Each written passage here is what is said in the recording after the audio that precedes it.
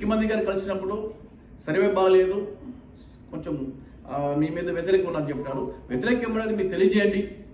ఏం వ్యతిరేకం ఉన్నది మీరు మా నాయకులతో మాట్లాడండి, మా నాయకులతో మాట్లాడి మీరు నిర్ణయం తీసుకోండి నేను చెప్పినాను తప్ప ఆయన అడిగినప్పుడు ఇదే మాట్లాడినాను. జస్ట్ 5 ఏళ్ళు మేము కష్టపడినాము, 5 ఏళ్ళు కష్టపడాలి. ఈరోజు చూస్తున్నారు.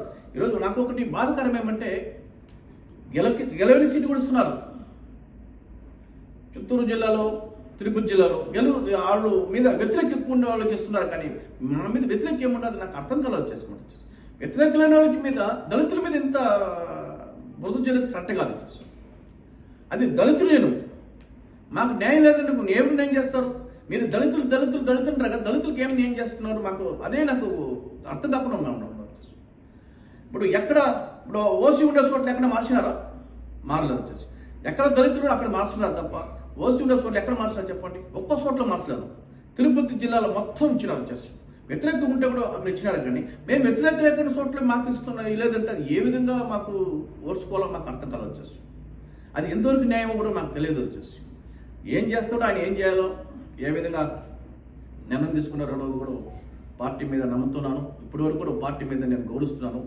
పార్టీ ఏ విధంగా నిర్ణయం తీసుకుంటుందో ఆ విధంగా మేము కూడా కలుసుకుంటాం. టికెట్ రాకపోతే నా పని చేసుకుంటాను. దానికోసం నేను అమ్ముడు పోయేదా లేదు ఇంకొక పార్టీకి పోయేదా అటువంటి మాత్రం మేము చేయము. ఎందుకంటే మేము ఒకసారి మాట ఇస్తే మాట మీద ఉండాలని కోరుకునేవాడు, కానీ మాట తప్పిపోవాడు కాదు. ఎందుకంటే ఆ రోజుల్లో ఏ విధంగా మమ్మల్ని పిలిచి సీట్ ఇచ్చినారో ఇప్పుడు కూడా మాకు నమ్మకం ఉన్నది, మంచి చేస్తారది. ఆయన ఏ విధంగా చేస్తారో కూడా మేము ఆ విధమే ఆయన మీద వదిలేస్తాం. కానీ మా పార్టీ మారేది ఇంకొకటి తప్పుడు పని చేస్తే మాత్రం మా బ్లడ్లో లేదు, మేము చేయము. వచ్చేసి ఇది కూడా ఇంకో విషయం చెప్తాను. పెద్దరెడ్డి గారు అంటే మా తండ్రి లాంటి మనిషి, ఆయన నమ్ముకొని ఈరోజు కూడా ఉన్నాము. ఆయనకి ఎప్పుడు మేము అవసరం, ఎందుకంటే ఆయన ఆ రోజు నుంచి ఇద్దరు కూడా తండ్రి స్థానం అనేది మాకు ఇచ్చినాడు. మేము కొడుక్కు ఉంటాము, అదేవిధంగా నడుచుకుంటాము తప్ప ఏ ఒక్క దీంట్లో కూడా మేము మోసం చేసేది మాత్రం ఉండదు. వచ్చేసి ఎందుకు చెప్తానంటే నేను రుణపడి ఉన్నాను, పార్టీ కోసం కష్టపడి ఉన్నాను, పార్టీకి ఎప్పుడు రాయల్టీగా ఉండాలని కూడా నేను తెలియజేస్తున్నాను. గతంలో కాంగ్రెస్ పార్టీ, ఇప్పుడు వైఎస్ఆర్ పార్టీ.